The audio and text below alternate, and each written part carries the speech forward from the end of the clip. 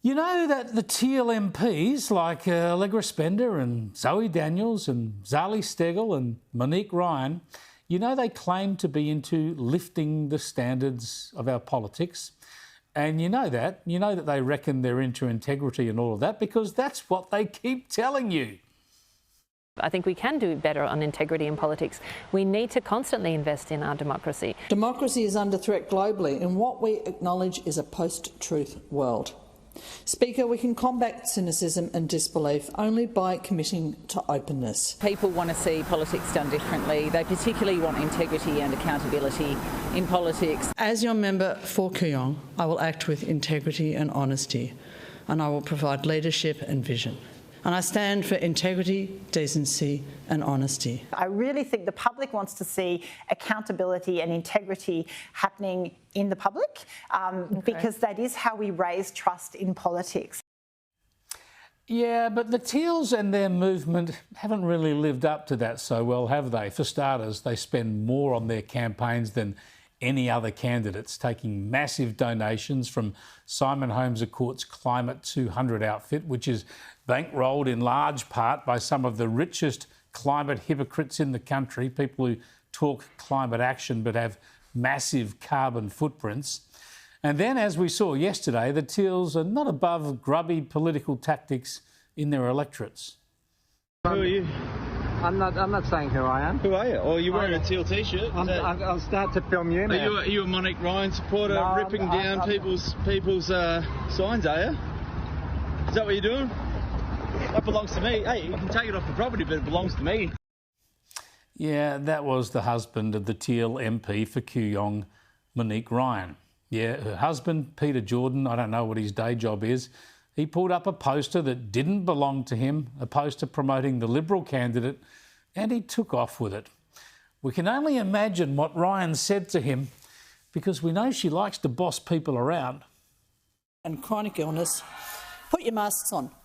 From repeated infection. Yeah, and we know she claims to be into openness in politics.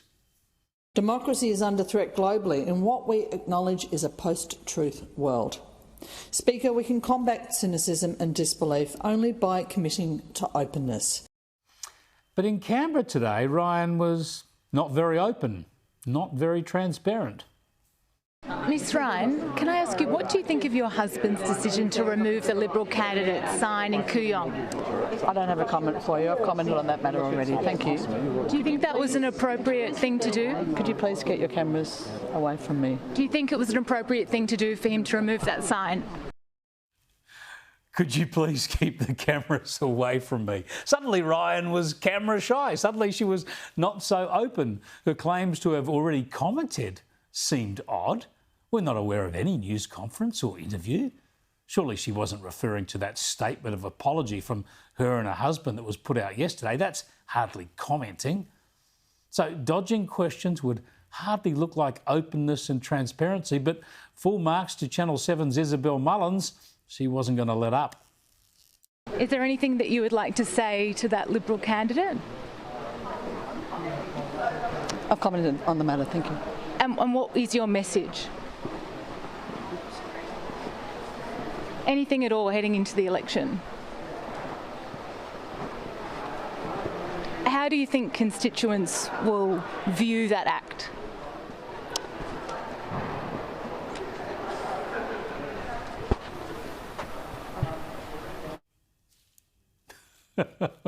That's Monique Ryan, member for Kooyong, bringing transparency to politics. Imagine if these people had responsibility for anything. Imagine if they had to answer questions about programs or policies or departments they administered.